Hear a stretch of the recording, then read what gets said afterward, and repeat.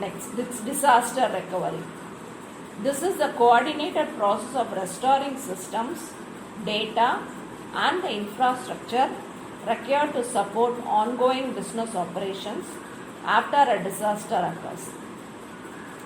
It is a process of restoring a previous copy of the data and applying logs or other necessary processes to that copy to bring it to a known point of consistency.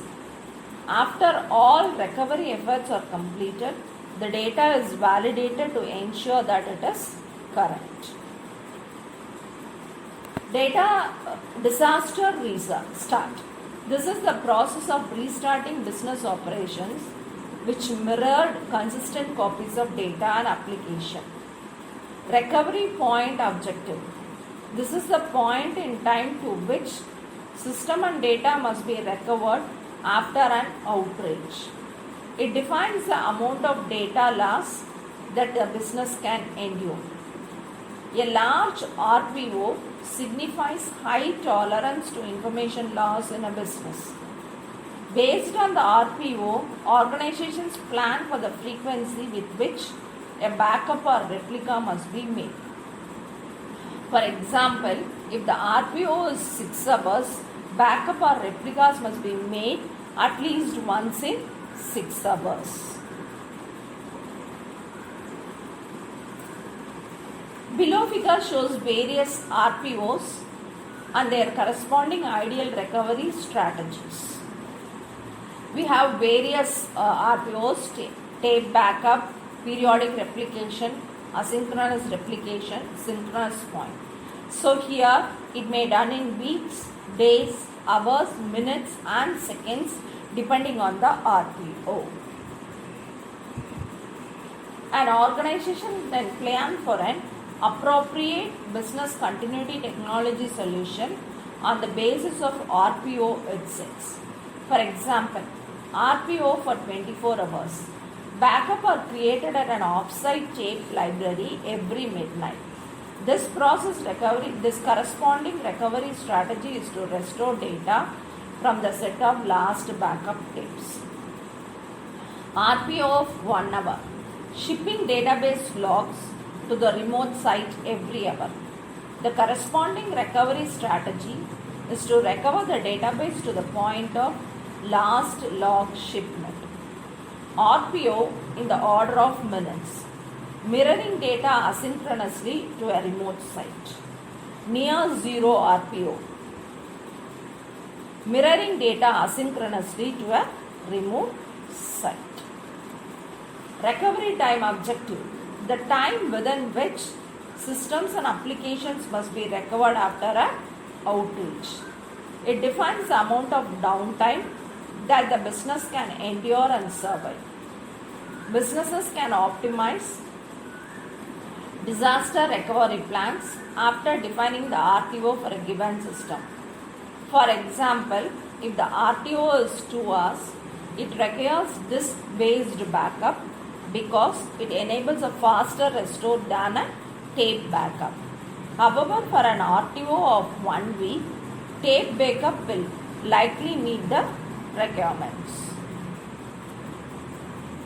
Now, when we go for restore, you have tape restore, disk restore, manual migration, global cluster. It may be done based on weeks, days, hours, minutes or seconds. Some examples of RTOs and the recovery strategy to ensure data availability are listed here. RTO of 72 hours. Restore from tapes available at a cold site. RTO of 12 hours. Restore from tapes available at a hot site. RTO of few hours. Use of data vault at a hot site. RTO of few seconds. Cluster protection service with bidirectional mirroring, enabling the application to run at both sites simultaneously. Next, data vault. A repository at the remote site where data can be periodically or continuously copied so that there is always a copy at another site. Hot site. A site where an enterprise operations can be moved in the event of disaster.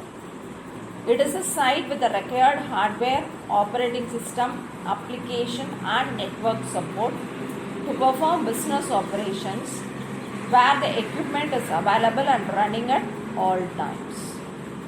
Cold site. A site where an enterprise operations can be moved in the event of disaster with minimum IT infrastructure and environmental facilities in place but not activated. Server clustering. A group of servers and other necessary resources coupled to operate in a single system. Clusters can ensure high availability and load balancing.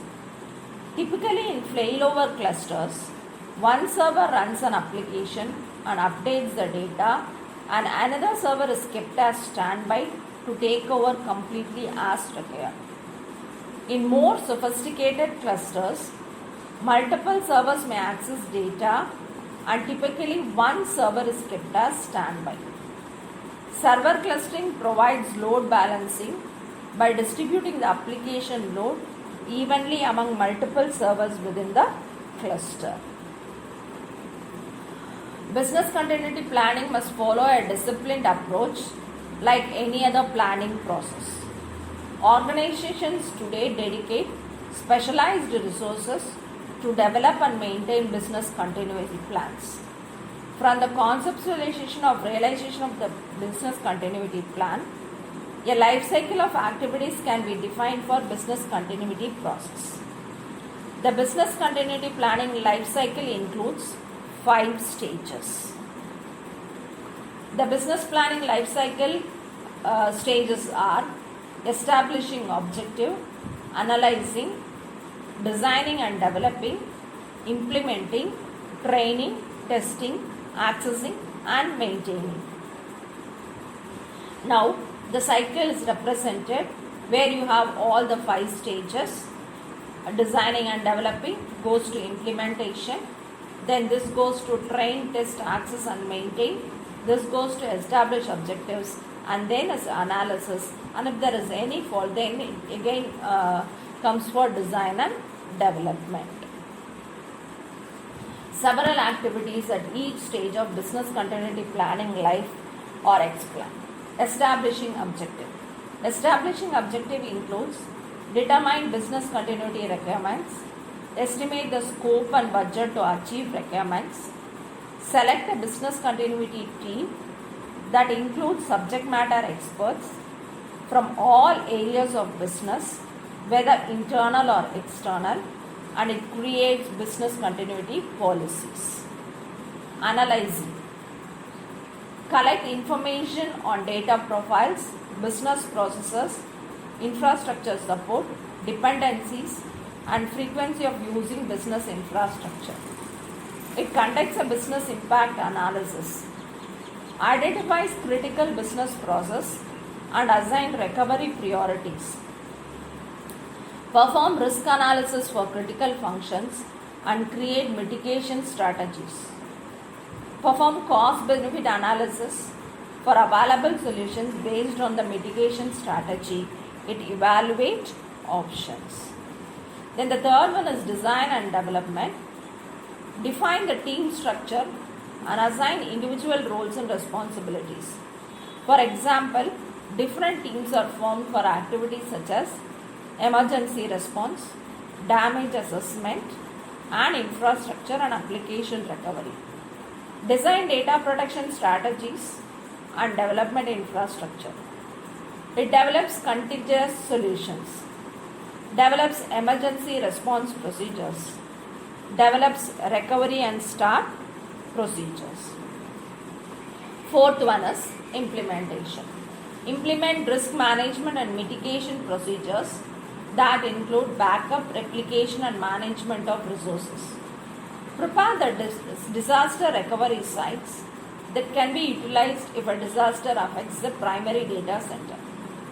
Implement redundancy for every resource in a data center to avoid single points of failure.